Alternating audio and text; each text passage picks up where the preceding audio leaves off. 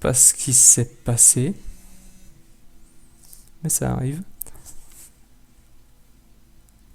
Donc oui, je disais que j'ai foré, mais c'était pas extrêmement rentable. En plus, je commence à perdre du carburant, enfin, à être à court de carburant. Donc on va en fabriquer tout de suite. Donc l'hydrogène m'en donne 2 et l'hélium m'en donne... Ah, 4. 4 par hélium. Ok. C'est bien ça. C'est bien, c'est bien. Donc on va partir. On va voyager vers une autre étoile. Une naine blanche ou une naine rouge. On va prendre la naine rouge. Alors c'est certainement un travail à faire. Alors, incroyable. Dans les hautes atmosphères turbulentes et mortelles d'une géante gazeuse, je crois voir une plateforme métallique, comme un pont d'envol. Dans les vents terribles, je me pose. Des créatures semblables à des tourbillons colorés s'approchent et disent via mon ordinateur, pli-pla-pli, blablablou, le vent souffle très fort et racle sur ma coque. Je peux donner du fer. On va donner du fer. Les murmureurs acceptent mon cadeau.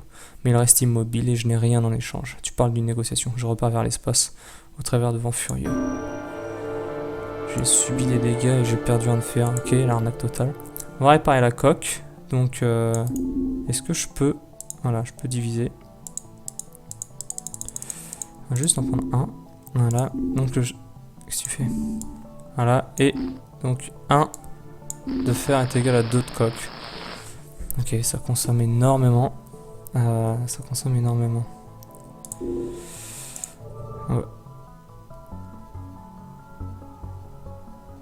Ok, on va fuir. On va aller plutôt vers Géante Bleue, à la place du trou noir. Parce que le trou noir, ça doit certainement être quelque chose de négatif. Peut-être extrêmement rentable, mais certainement négatif. Alors, j'avance prudemment dans un champ d'astéroïdes à la recherche de minéraux précieux. Soudainement, comme une meute de sauvages, des créatures araignées surgissent des ombres, grandes comme mon vaisseau. Elles s'en emparent et se le jettent de l'une à l'autre.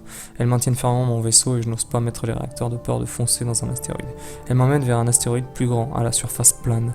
Là, une sorte de construction, un temple peut-être, se dresse, des colonnes tournées vers l'ardent soleil non loin. En fait, la construction semble être une sorte de catapulte. Ils vont m'envoyer vers leur étoile. Un sacrifice.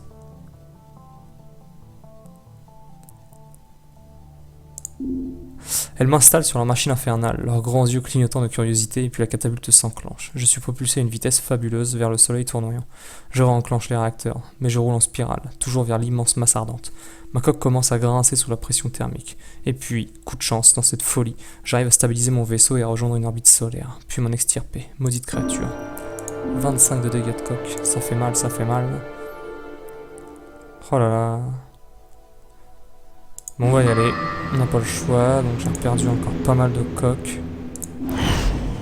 Tout ça pour pas récupérer grand chose. On récupère rien. Bon bah, ça va peut-être être un début rapide. Qu'est-ce que je voulais faire? Je voulais réparer la coque. Voilà. On va mettre du carburant. Et on va s'enfuir. Voilà, on va aller vers une naine jaune.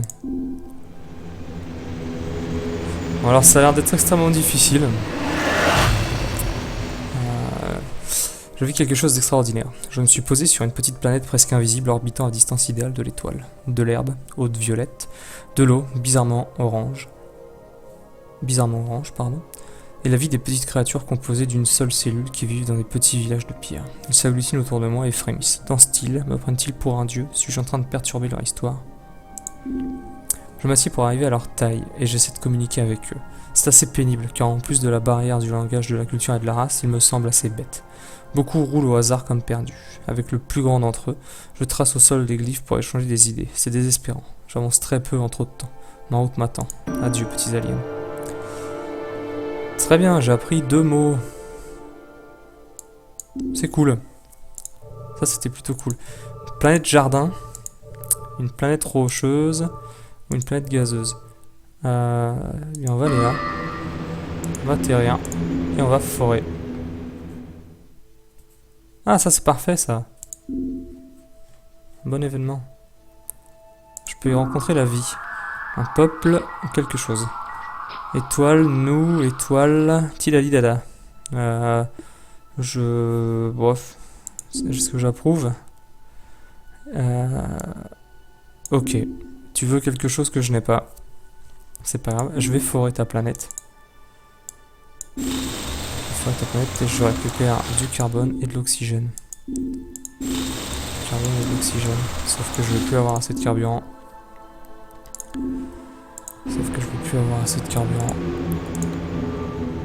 Et c'est déjà la fin.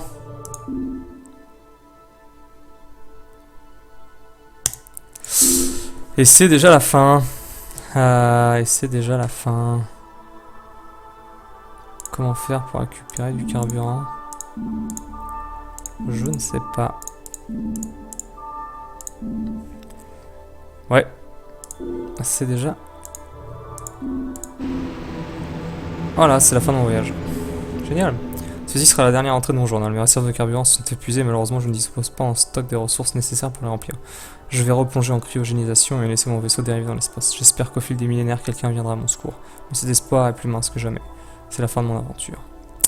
Et bien voilà, c'était génial. Un jeu extrêmement difficile. Vraiment. J'ai pas vu beaucoup de choses en fait. On a fait combien de 4 voyages? 5 sauts. Ouais, 5 sauts. 5 sauts, on a découvert une technologie. Ouais, vraiment pas grand chose. Le vaisseau, il n'y avait rien dedans. Eh bien, on va tout de suite recommencer une partie. Voilà, parce que la vidéo ne dure pas très longtemps, surtout qu'elle a été coupée suite à un petit problème technique. Donc une naine jaune ou une naine jaune. Alors j'ai l'impression... Non, je me fourvoie. Il me semblait que les étoiles étaient les mêmes. Mais non, ça a l'air d'être généré procéduralement. Les étoiles comme les planètes.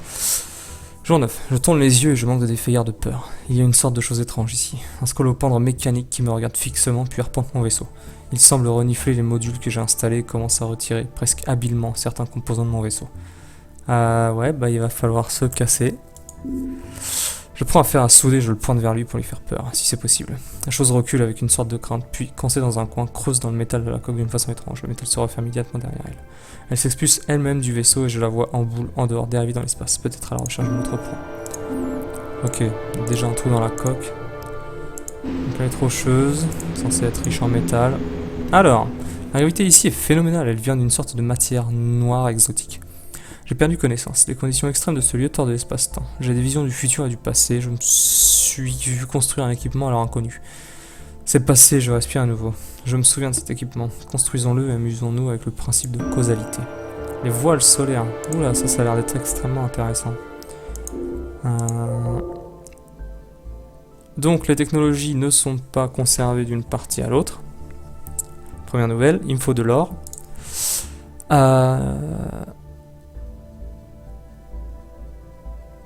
D'accord, ok. C'est cool. C'est cool. Donc on va forer. Ça doit être du thorium, ça je crois. Et ça fait quoi ça?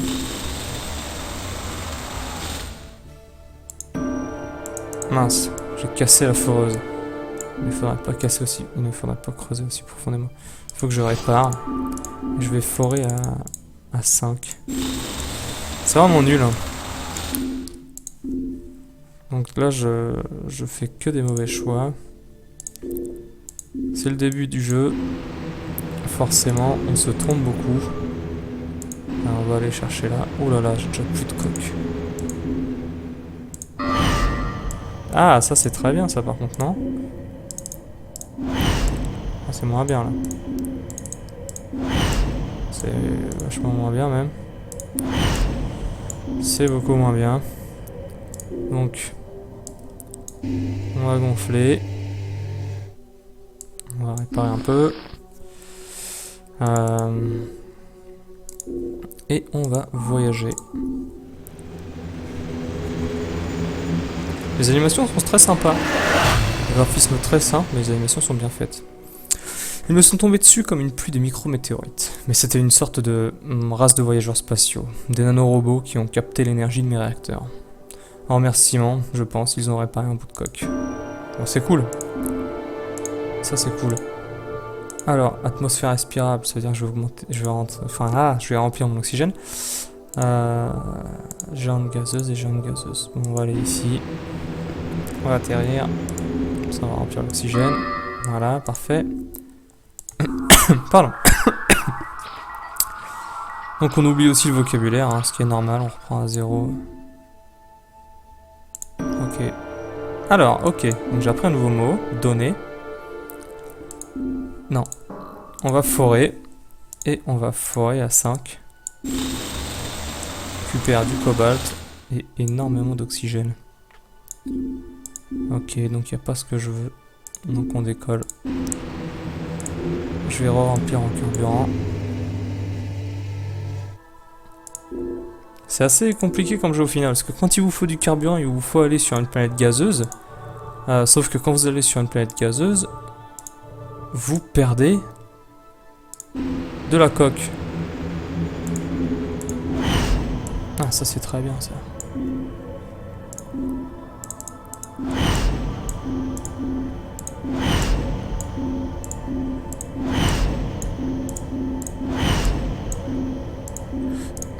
Ok, donc en fait, c'est en décroissant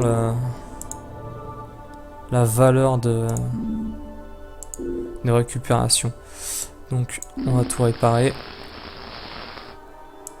On va remettre la dose de carburant. Est-ce que ça va m'en... Ok. Et on va aller en chercher d'autres. Donc il faut juste... Voilà. Et une deuxième fois, histoire de... Une troisième fois, pardon. Ok.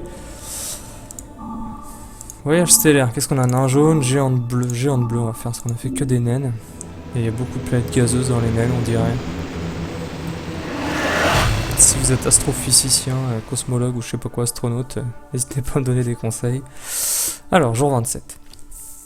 J'ai éclaté de rire aujourd'hui. Je me suis aperçu que je n'avais noté aucune de mes fabuleuses découvertes. Je n'ai ni papier, ni crayon, ni ordinateur pour prendre des notes, et en tous les cas, je suis ignorant de bien des choses de l'astronomie. J'imagine qu'un jour je reviendrai sur Terre et on me posera quantité de questions.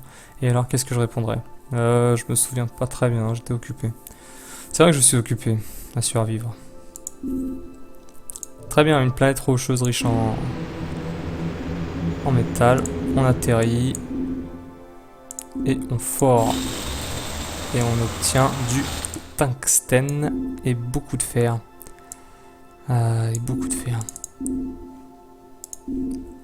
Ok, donc là on va réparer le vaisseau en priorité. On va mettre ça. On va mettre du carburant. Parce qu'on en a besoin. Je peux rien crafter. Non. On va reforer du fer. Du fer, du thorium et du tungstène. Ok. Eh bien on va partir. Parce que c'est plus rentable. Et il me semble qu'il n'y a plus de planète à visiter, voilà. Donc c'est ça, hein, il faut aller... Les naines sont entourées de planètes gazeuses alors que les géantes ont des planètes plus solides. On va voir si mon observation est confirmée ou infirmée.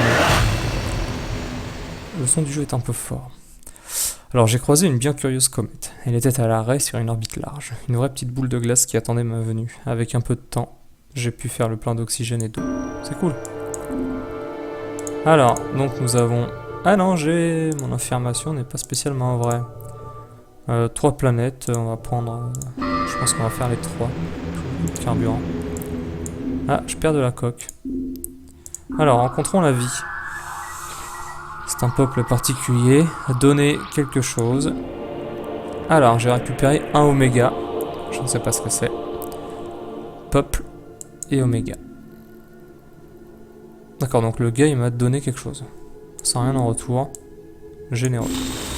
Alors, beaucoup de carbone, sauf que j'ai plus de place. Ah, le nul. Je vais larguer mon tungstène. Je vais récupérer le carbone. Et toi, je vais te larguer. Ok. Et je vais quitter cette planète en fait.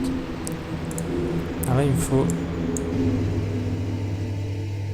du carburant. En veux-tu, en voilà. Très bien. J'ai pas regardé ce qu'était l'oméga. Information. Alors, le mystérieux élément oméga. Cette matière noire et brillante, bien que stable, recompose en permanence les protons et les neutrons de ces atomes. Je peux l'utiliser pour réparer instantanément un équipement, mais je suis certain qu'il est la clé d'une puissance inimaginable. Ouais, en fait, on peut l'utiliser où on veut, mais c'est un gros joker, quoi. C'est un gros joker. C'est pareil, le thorium, il me sert pas à grand chose. On va atterrir. Perdre la coque chaque fois qu'on atterrit. Rencontre la vie. Alors qu'est-ce qu'ils nous disent? Peuple quelque chose, donner quelque chose contre autre chose. J'approuve. Et bien sûr, je vous donne du fer. Pardon, je vous donne un de fer. Ça t'intéresse avec mon cadeau mais ne semble pas l'apprécier. Dieu. Ok. Après un nouveau mot, c'est déjà ça. Je fort. Oh, du cuivre. Alors, du cobalt, ça nous sert à rien. De l'oxygène, on en a trop. Je vais prendre le cuivre. En fait, ça me sert à rien. Je pense qu'il faut que je revoie ma façon de gérer les ressources. Parce que je garde le cobalt, le cuivre et le thorium, alors que ça, et le carbone, ça se trouve, ça me sert à rien. Et l'oxygène, j'en ai trop. Ok. On va s'arrêter là. Il me faut une planète rocheuse. Je vais aller rencontrer l'autre vie. Parce qu'en fait, on apprend des choses en les rencontrant. Alors, quelque chose, Dieu, machin, peuple, truc, je peux donner. Approuve. Je te donne un de fer également. Extraterrestre semble apprécier mon cadeau. C'est très bien. Alors, moi, technologie, fer. J'ai appris le portail stellaire en technologie, j'ai perdu un de fer. Ok. Alors, qu'est-ce donc que ce portail stellaire? Il me faut de l'or et du silicium. Ça me permet quoi? Cet appareil qui défie l'imagination permet, grâce à l'élément oméga, d'inverser la masse des trous noirs, les transformant en trous de verre de Lorentz et permettant d'accéder instantanément à tout autre trou noir à partir de mon télescope. Par ailleurs, il augmente la portée du télescope. Ok, ouais, c'est pas mal, c'est... Oh! Oh, oh, oh, oh, oh. Ça, alors, je vais virer de l'oxygène. Je vais prendre l'or d'abord, prioritairement. Cuivre, cobalt. Tout ça, je vais les laisser. Parce qu'en fait, je peux faire quelque chose avec mon or. Et je peux faire des voiles solaires. Voilà. Donc, je vais virer le thorium qui me sert à rien. Et je vais faire les voiles solaires. À quoi ça me sert, ça? Ça sert à rien, ça. Je vais faire ça. Et en plus, je l'ai mis à côté du bon truc. Donc visiblement, j'ai fait un combo, un wombo combo. Sauf que je n'ai plus de carburant. Je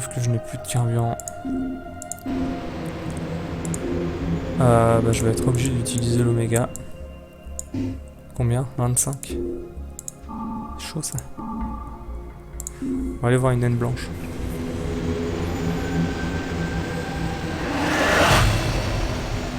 Alors, c'est un vaisseau qui se disloque devant moi dans l'espace. Des flammes et des éclairs le transpercent de l'intérieur. Je prends ma combinaison spatiale et je vais immédiatement l'explorer. Tout est fracassé et inutilisable, les ordinateurs grillés par quelques déflagrations d'énergie. Une créature informe, comme une amibe, s'approche de moi lentement, faiblement. Elle vrombit dans mon communicateur radio. Donner quelque chose. Donc Robara, ça doit être toi. Toi donner, hop, moi donner, hop, toi. Donc déjà ça veut dire que c'est la même chose. Je reste silencieux. L'amibe tremblote puis devient inerte. Comme le vaisseau se disloque, je murmure un adieu dans mon langage et je retourne sur mon navire. Là, dans l'explosion finale de ma rencontre furtive, je prends de la distance, intrigué par le destin de ce mystérieux équipage. Une planète gazeuse. J'ai pile assez de carburant. On envoie la sonde. Ah. Toi, je te dégage. Toi, je te récupère. Toi, je vais te dégager. On envoie la sonde. Voilà, c'est bon, c'est suffisant. Enfin, c'est suffisant. Ça sera très juste. Pas d'autres planètes. 17. Voilà, la coque est dans un très mauvais état. J'aurais dû la réparer. Ok, je l'ai à peine vue, et encore au dernier moment. Un trou noir de petite taille se planquait dans la ceinture d'Oort de ce système. J'ai mis les gaz à fond, mais cela ne suffisait pas. Alors j'ai allégé ma masse pour gagner de la puissance. J'ai balancé tout ce que je pouvais. Je n'ai plus grand chose, mais je m'en suis sorti. Oh purée, il est pas sérieux le type. Oh purée. Cette arnaque. Oh, c'est une grosse arnaque quoi. Bon, tant pis. Il me faut quoi? Il me faut une planète rocheuse. Planète rocheuse d'abord. On va atterrir. Mais non, de toute façon, je suis coincé. Ouais, je suis coincé. Ça sert à rien, j'ai perdu. J'ai perdu. Voilà. Très bien. Extrêmement difficile. Mais bon, c'était uniquement une petite découverte. Donc ça a l'air très sympathique. Ça fait extrêmement penser au livre dont vous êtes le héros. Si vous avez connu. Ou si vous connaissez. Sympa, une narration qui est plutôt sympa. Ensuite, bah, y a pas grand chose à dire quoi. C'est uniquement de la gestion de ressources. Je pense que c'est beaucoup de mathématiques. Il faut réfléchir à ce qui est rentable de ce qui ne l'est pas, connaître les systèmes, les probabilités d'avoir telle ou telle planète, savoir quel matériau garder pour quelle technologie, en prévision de les obtenir. Ouais, je pense que c'est un roguelike quoi. C'est beaucoup de connaissances et ça permet d'aller de plus en plus loin. Donc on verra, c'est une bonne pioche, plutôt une bonne pioche. J'en referai certainement des aventures suivies. Ça m'étonnerait que je m'investisse à fond et que j'aille au bout, mais je pense que c'est un bon jeu qui est assez divertissant et très prenant en fait. On se prend vite au jeu et on réfléchit énormément aux stratégies à développer et à suivre. Voilà donc pour la vidéo de présentation de Outzer. C'était Azaret. Je vous remercie d'avoir suivi. Si vous avez aimé, n'hésitez pas à liker la vidéo, j'en ferai d'autres. Et je vous dis à bientôt.